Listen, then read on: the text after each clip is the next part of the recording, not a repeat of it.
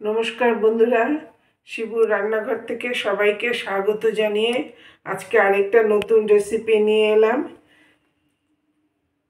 আশা করি সবাই ভালো আছো, আমিও ভালো আছি। তাহলে আমি দেখাচ্ছি নতুন রেসিপিটা কি। মানকচুর পকোড়া কিভাবে করছি এবার সেটা দেখো। এইবারে নিজেরাও ঘরে করে খেয়ে দেখবে, ভালো লাগবে। খুব মুখরোচক একটা জিনিস, একঘেয়ে রান্না থেকে এটা একটু আলাদা। তাহলে শুরু করা যাক। শুরু করছি।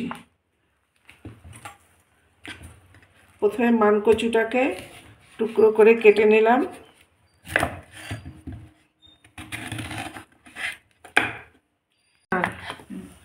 ভালো করে খোসা ছাড়িয়ে নিচ্ছি মানকচুর গায়ের, যেন কোনো দাগ না থাকে।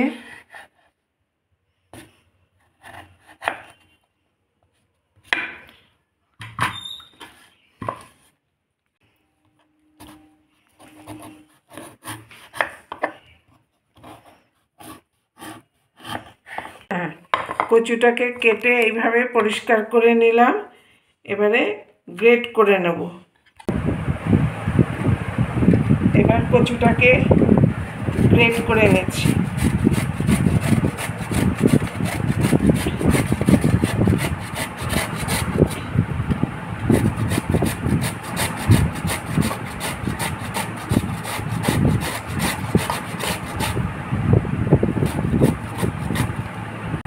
এভাবে সবগুলোকেই গ্রেট করে নিচ্ছি।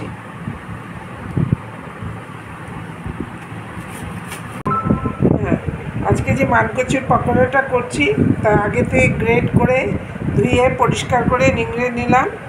আর এর সাথে কী কী লাগবে, চালের গুঁড়ো, কর্নফ্লাওয়ার, একটু গোলমরিচের গুঁড়ো, চিনি, নুন স্বাদ মতো, আর 3টে কাঁচা লঙ্কা নিয়েছি। এগুলো দিয়ে মানকচুটাকে একটু মেখে খানিকক্ষণ রেখে দেবো। তারপরে পকোড়াগুলো ডুবো তেলে ভাজবো। একটু নুন দিলাম, মাখিয়ে একটু রেখে দিলাম মিনিট 10। তারপরে অন্য সব উপকরণগুলো মেশাবো।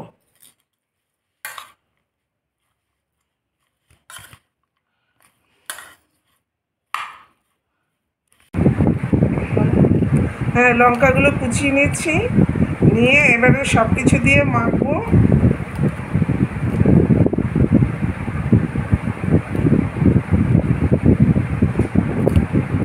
দিয়ে দিলাম।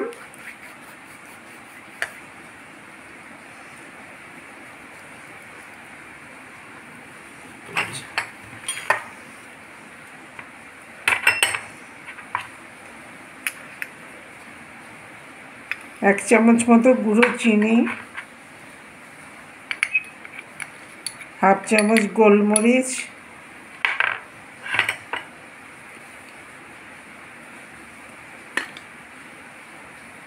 তিন চামচ মতো চালের গুঁড়ো,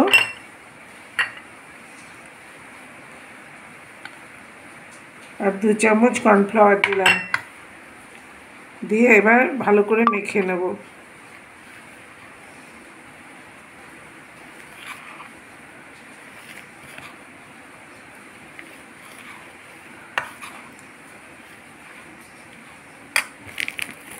এবারে খুব সুন্দর করে সব কিছু মশলাপাতি সব মিশিয়ে এটাকে মেখে নিলাম। এবারে ভাজার মতো ডুবো তেলে ভাজবো, সেই জন্য বেশ পরিমাণ মতন একটু সাদা তেল দিয়ে দিলাম। দিয়ে গরম হলে আস্তে আস্তে একটা একটা করে বড়াগুলো ভেজে নেব। এবারে গ্যাসটা জ্বালিয়ে দিচ্ছি। এবারে তেলটা গরম হয়ে গেছে, এবারে একটা একটা করে দিয়ে ভেজে নিচ্ছি। এই বড়াগুলো গরম গরম ডাল ভাতের সাথে যেমন ভাল লাগে, সন্ধেবেলা চা কফির সাথেও মন্দ লাগে না। একঘেয়ে মানকচুর তরকারি না খেয়ে এইভাবে পকোড়া বানিয়ে নিলেও খুব ভালো লাগে।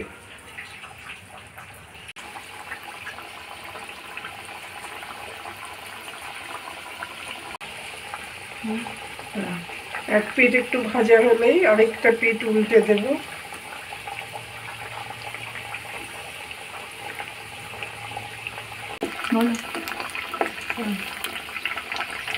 এক পিঠ হয়ে গেছে, আরেক দিক উল্টে দিলাম, একটু লাল হলেই তুলে নেব। এবারে বড়াগুলো হ্যাঁ তুলে একটা টিস্যু পেপারের উপর রেখে দিচ্ছি। যখন কোনো ভাজাভুজি ছাড়তে হয় গ্যাসের আঁচটা ফ্লেমটা বাড়িয়ে দিতে হয়। এবারে বাকিগুলো সেই একইভাবে ভেজে নিলাম। হয়ে গেল আমাদের মানকচুর পকোড়া।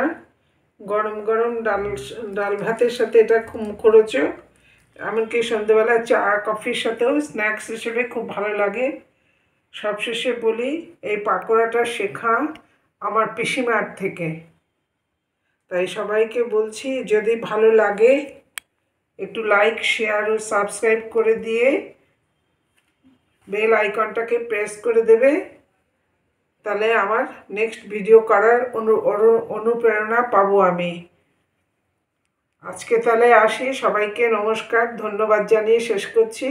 পরে আরেকটা নতুন যে কোনো ভিডিও নিয়ে আসছি।